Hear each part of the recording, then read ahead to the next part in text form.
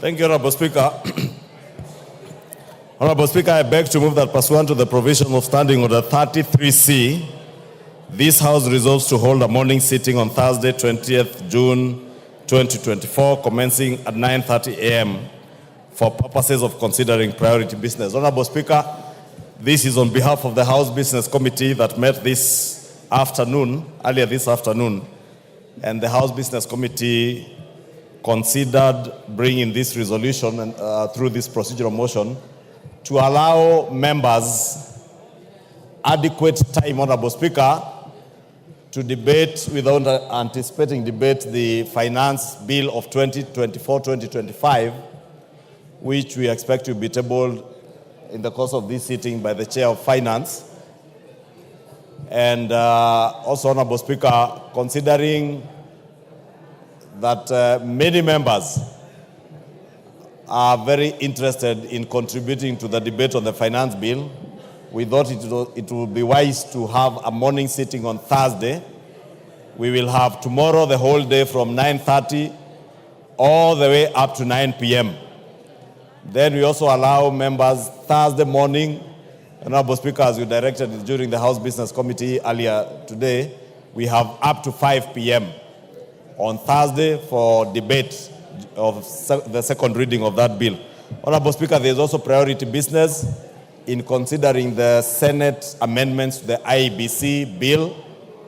Honorable Speaker, as members are aware, there are two constituencies that still have no representation in this House and are bound to have by-elections, but we cannot do that because we do not have an IBC commission. And therefore, it's imperative that we consider the amendments that were done to that bill by the other House, consider them, and if we agree with them, then that bill can be assented into law, and we kick off the process of the recruitment of new IBC commissioners. With that, Honorable Speaker, I beg members to support and agree with the House Business Committee that we do have that Thursday morning sitting, and I wish to request the Leader of Minority, who is also a member of the House Business Committee, to second. I beg to move. Honorable Speaker, I wish to second the motion, but I want to add the following.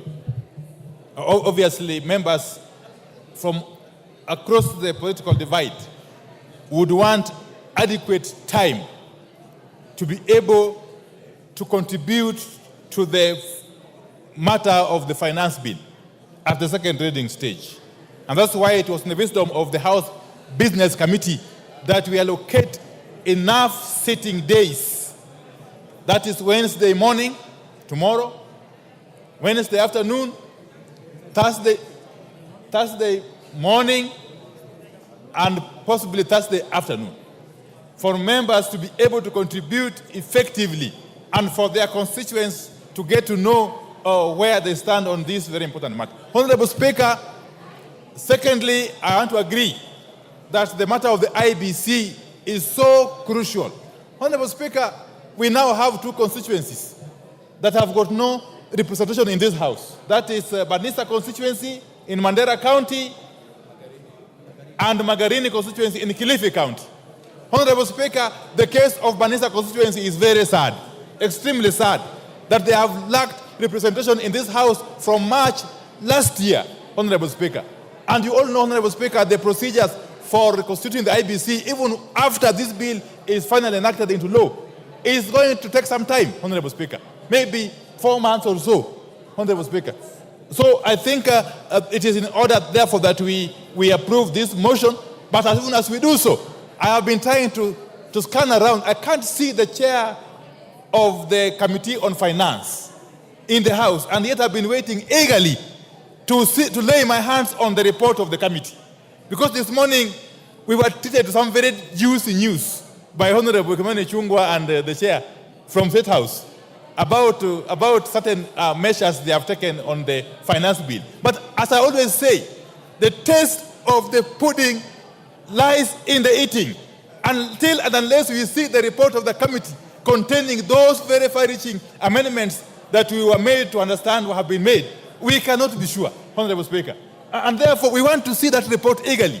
We are waiting here eagerly to see that report and to dissect it and to go through it with a tooth comb before we can make informed decisions, Honorable Speaker. Therefore, with those preliminary remarks, I support the motion. Thank you. I second, sorry. You second. Order, honorable members on their feet, take your seats. Honorable